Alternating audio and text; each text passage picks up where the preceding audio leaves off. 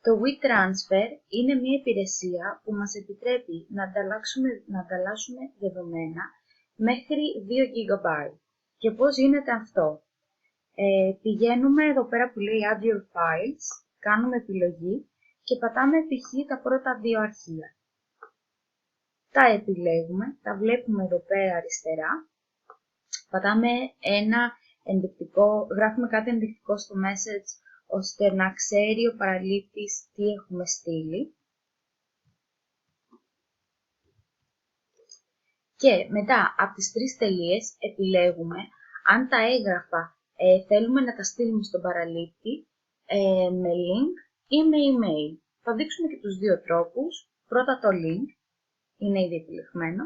Πατάμε transfer, η εφαρμογή ανεβάζει τα δεδομένα ώστε να φτιάξει το απαραίτητο link, το οποίο θα μας εμφανιστεί σε λίγο και θα μπορούμε να το κάνουμε copy-paste και να το δώσουμε στον χρήστη που θέλουμε. Εμφανίζεται λοιπόν εδώ πέρα, το επιλέγουμε, κάνουμε copy-paste και το βάζουμε σε ένα σημειωματάριο για να μπορούμε να το χρησιμοποιήσουμε αργότερα. Αφού λοιπόν το έχουμε κάνει αυτό, να σας δείξω και με τη μορφή email πώς γίνεται.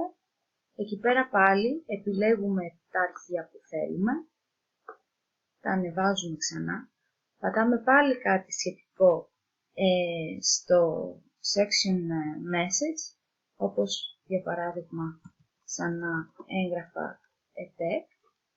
Και αυτή τη φορά πατάμε τις 3 τελίτσες για να πατήσουμε email. Εκεί μας εμφανίζεται επίσης η επιλογή σε ποιον θα πάει το email και από ποιον πηγαίνει το email. Οπότε συμπληρώνουμε και αυτά τα στοιχεία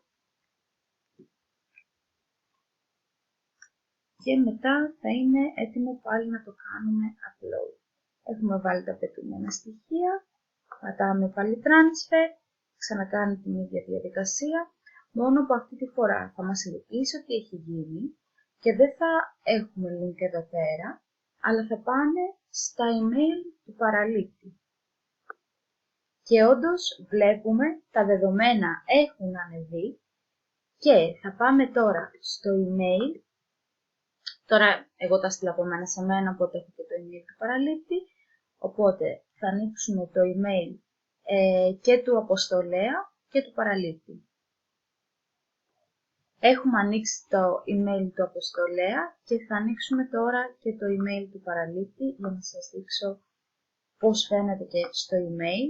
Εδώ πέρα μου έχει εμένα ειδοποίηση από το WeTransfer και στον παραλήπτη πάλι του έχει έρθει ένα email ότι ο χρήστης barlaba.me του έχει στείλει κάποια έγγραφα μέσω του WeTransfer.